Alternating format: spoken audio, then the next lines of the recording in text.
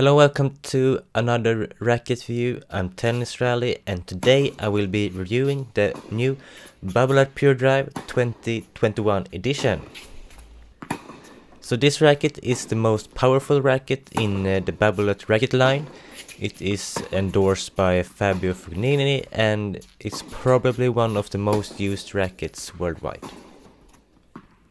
At the moment there's only one of the models for sale, and it's this one at 300 grams, and the rest of the rackets will come early next year, hence to the name 2021.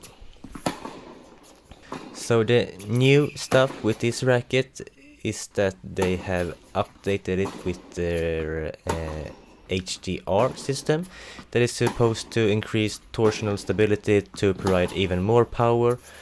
Another technology is their SVX Pure Feel, which is essentially a thin rubber material placed between the carbon layers of the frame to make it more comfortable.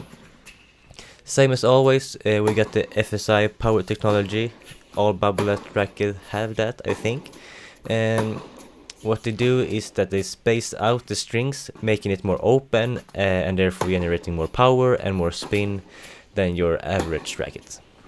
So the racket specs you can see on the screen.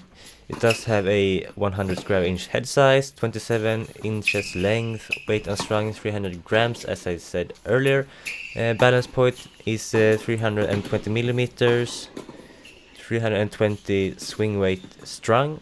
The string pattern is 16 by 19. It does have a stiffness of 71 RA and a pretty thick beam. It goes from 23, 26 to 23 millimeters. So the Pure Drive has always been made for power and spin, suited for a more modern style player or someone who needs extra pace on the ball. Even though I grew up playing with this racket, both the 2012 edition and the 2015, both in lighter weight, I have developed my game with these rackets, and these rackets doesn't suit me at all anymore.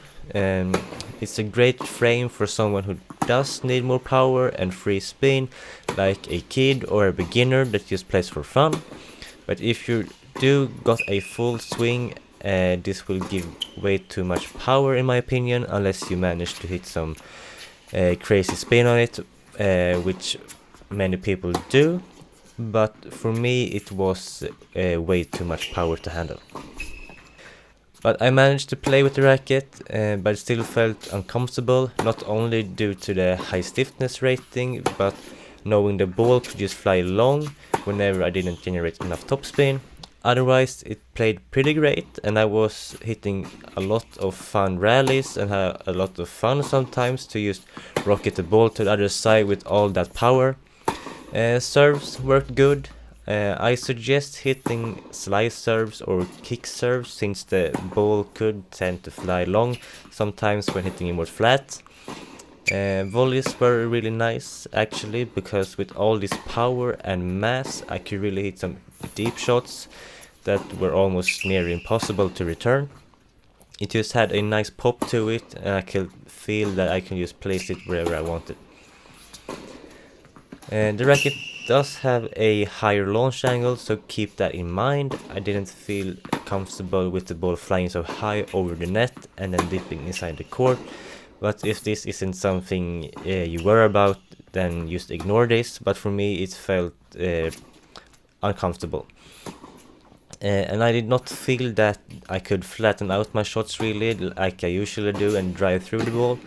I could on very high bouncing balls, but otherwise it felt just odd, and I didn't feel like I could do it and that it was possible. So if this is the type of racket that you're seeking, then you won't be disappointed. It's the exact same recipe that they always used. It's power and spin, and what can go wrong with that? It does all that Babolat says, provides excellent power spin, but I think the feel is still there compared to the Wilson Ultra that was pretty much completely disconnected. So yeah, a great update and a future top seller in my opinion. Thanks for watching this racket review. Don't forget to check out my Instagram Tennisrally. And if you want to read the full review, visit tennisrally.net. Have a great time. Bye.